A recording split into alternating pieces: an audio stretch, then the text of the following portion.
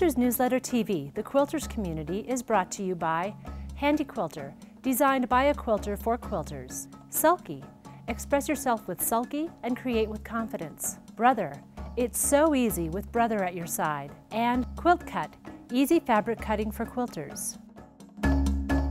Hi, and welcome to Quilters Newsletter TV, the Quilters community. I'm Mary Kate Karr-Petras, and with me today is Gigi Khalsa, who also is an associate editor at Quilters Newsletter. Hi, Gigi. Hi. Thanks for coming on today. My pleasure. Of course, you're here anyway. So. Yeah. We're here to talk about one of Gigi's projects that she actually brought when she interviewed with us. And in fact, I loved it so much that after her interview, I went to our editor-in-chief and said, if we don't hire her for some unknown reason, you think she'll let us pattern this? Because I love it. I think it's beautiful. I've always loved this pattern that you're going to show us. So why don't you tell us a little bit about it? This is called Forever Flowers, and I designed it. I just wanted to make something that sort of had an art quilt look, but I really like traditional piecing, so I decided to combine the two. And this is what I came up with. Well, it's beautiful. Thanks. And it's a pillowcase. It is, yes. And this is the version, this was your first This was my right? first one that I made of this pattern, and it just relies on a lot of floral fussy cuts and some specific fabric choices, which we'll talk about. Great. Let's take a look at another version of it. Yeah, and this one is just a little bit more color coordinated, I guess. I used fewer colors and more specific fabrics just to sort of give a more cohesive look. Interesting, because I looked at it and I was like, oh, it's pink. But there is a lot going into it. There's a lot of thought that goes into your fabric choices, which is what the bulk of this two-part tutorial is going to be about. It's going to be about picking your fabrics, fussy cutting it, placing it, and all of those things, instead of just saying, oh, it's pink. So there's that version, which is lovely. And again, you have a zipper. Yes. If people, that's just one way one could choose. Yeah, to close there's that. multiple ways you could do the pillow back, but I like zippers, and I'll show another way as well.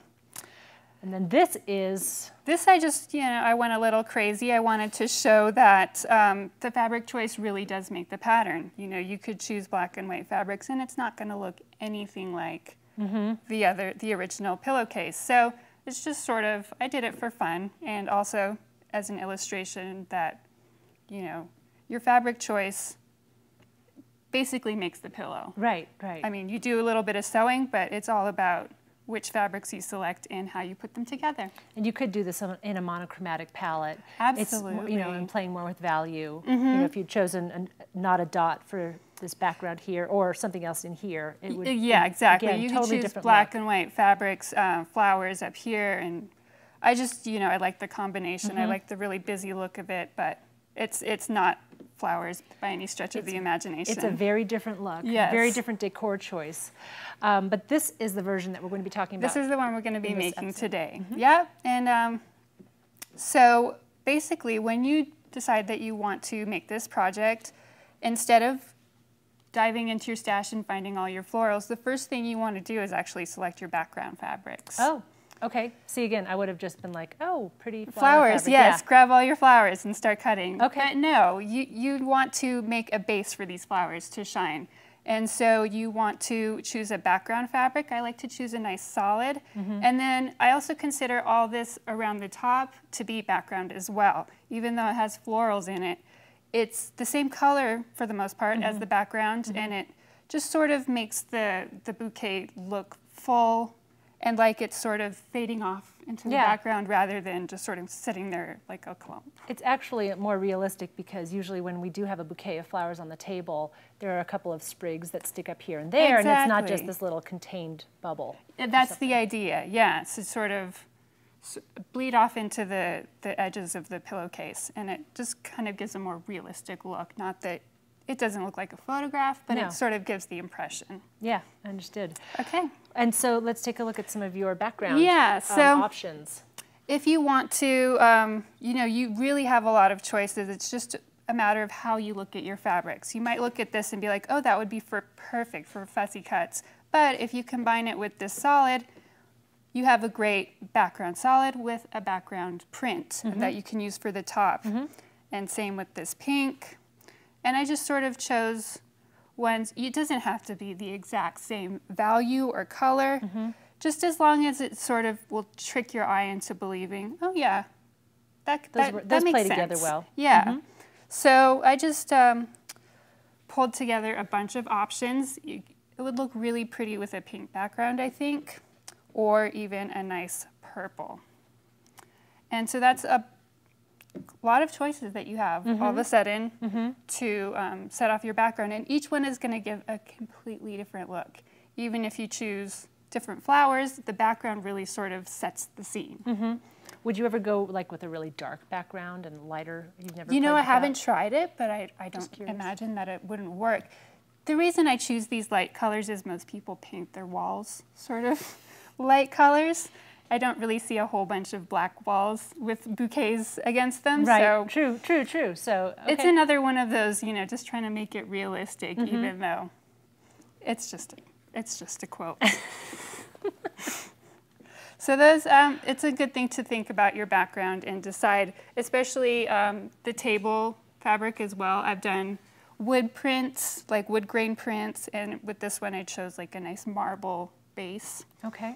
And for the vase, I like to choose kind of very sinuous prints or something that reminds me of Murano glass or crystal or something. So that's why I chose this. I thought it was kind of sparkly looking. It does. It has that look. Yeah. And the directional print helps too. Exactly. Yeah, I always like a vertical print for this particular application. Okay. And case in point, here's your So yeah, this fabric. is the fabric that I used, and the distribution of the print was really nice, perfect for the size I wanted. So that's what I did. Now that we've chosen our background fabrics and the base, basically, we'll choose our florals. Now We'll get to the fun part. Not that this hasn't been fun, but you know, it really is the florals that draw your eye in first, and that your eye goes to. Yeah, they sort of hit you in the face almost. So you want to choose them pretty selectively. And the first ones I choose, you'll notice in this that there are large squares, there are some small squares, and then I've got some half square triangle units in there. And I choose the large ones first because those are the ones that you look at first. So here's some fabrics. I'm not a floral designer, but when you're building a bouquet, is that the same method? Yeah, I don't know. We're probably going to get letters now saying that's not how you do it at all, but you know. I would just do it guessing. that way That's how I would if I were a floral designer. So this one I actually used in the pillowcase. I thought this one was really pretty. And now we'll just need to fussy cut it. So what I like to use is a little ruler like this. And I have a 1/2 inch mark there. So I just sort of eyeball where my 4.5 inches will be. Because it's going to finish at 4 inches? It'll finish at 4 inches, exactly. And so I can just sort of center my design in there if I want to use that one, or if I want to use this big flower here, I'll just sort of center that and make sure that my 4.5 inch mark contains everything that I want. Remembering that I have a 1/4 inch seam allowance all around. And then how do you get to that flower? So what I would do is, if I wanted to use this specific flower, I would cut it right along here, and then just work your way down, and until you get your square. But there's a lot of waste in this method. And one solution I found is for the half square triangle units, I use the pieces that don't really look like much. So they sort of disappear into the whole composition, and that's a really good way to not waste everything. You will still have some waste, but not so bad. And then create kind of a blended look as well at the same time. Exactly. Rather than just have flower, flower, you know, you have a little bit of flow. And there might be some green leaves in there or something. And that just sort of makes it, again, believable. And so I've just got a couple more floral fabrics to show.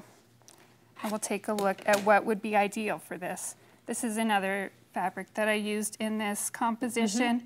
You want really big flowers for the big squares. Which is good these days because there are a lot of really large scale prints. And sometimes we look at them and we think, oh, what are you going to, you know, where you can use them. Yeah, they can be. They can be. So this is a perfect application to really show them off without losing, you know, that scale that makes them so dramatic. And if you buy them in fat quarters, it's pretty much the perfect size. Right. Because you can get a couple cool fussy cuts out of them and you still have a little bit left over. Right. So those are my big florals. And then for these smaller squares, I really just, pretty much anything will work. If it's got a flower in it, I'll try it. In my first pillowcase that I made, I even have a butterfly in there. It looks fine. I love it when there are little motifs hidden in a scrappy quilt. I love, it's like, not Where's Waldo, but you know, I just love that, the searching and just seeing those little details pop out. Yeah, and it's not something that sort of jumps right out at you, but then when you look at it and you see it, you're like, oh, that's really cute. It's like the little mouse in Goodnight Moon, but maybe I'm just saying that because I've got a preschooler. So anyway, moving right along, talking about fabric. So yeah, just more florals, and I like to sort of stick with a color theme, but you could really do anything. I mean, you don't have to just only do purples or only pinks. I definitely like to throw a little bit of yellow or bright red in there just to sort of mix it up and give you contrast and interest. You've got some like coral and salmon pinks in addition to these cooler pinks in your pillowcase up here. So it gives it a nice little bit of spark. So great. Okay.